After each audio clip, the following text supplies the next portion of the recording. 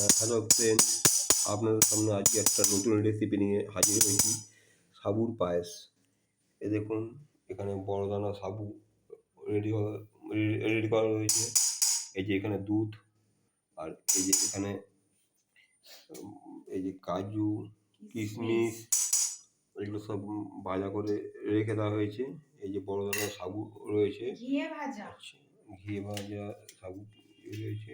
এই যে ঘি, এর মধ্যে যখন তেজপাতা দেওয়া হলো, কড়াইতে তেজপাতা দেওয়া হলো, ঘি দিয়ে ভাজা হচ্ছে। এলাচ পড়ছে।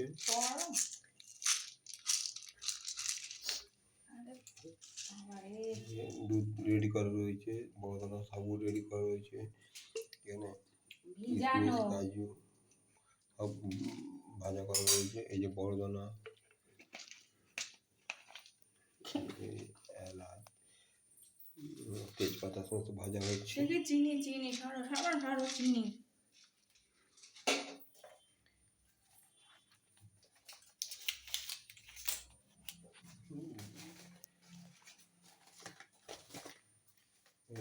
এর মধ্যে একটু চিনি দিয়ে দেওয়া হচ্ছে, চিনি দিয়ে দেওয়া হলো।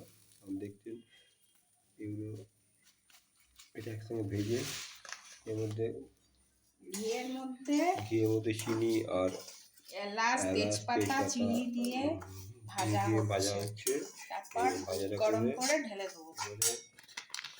এগুলো এই যে বাদাম, কিশমিশ এগুলো ভাজা রয়েছে, এগুলো এর সঙ্গে মিশিয়ে তারপরে এর মধ্যে দুধটা দেওয়া হবে, তারপরে বড় দানা সাবু দেওয়া হবে।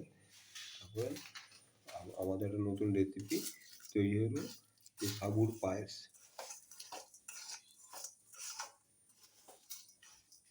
ঢেলে দিই, পুরো দুধ দিয়ে দেবো। দুধটা ধরে যাওয়ার আপনি দেখতে পাচ্ছেন। চিনিটা জ্বালাও, চিনি জ্বালাও। না সরো পুরো দুধ লাগবে। ঠিক আছে, এই যে এর মধ্যে বড় দানা সাবুটা দিয়ে দেওয়া হলো, দিয়ে নেড়ে একটু নাড়ানাড়ি করে এই আজকে তৈরি হলো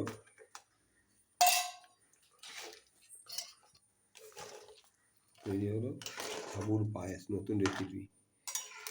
আচ্ছা, আপনাদের কিরম লাগলো আপনারা কমেন্ট বক্সে কমেন্ট করে জানাবেন।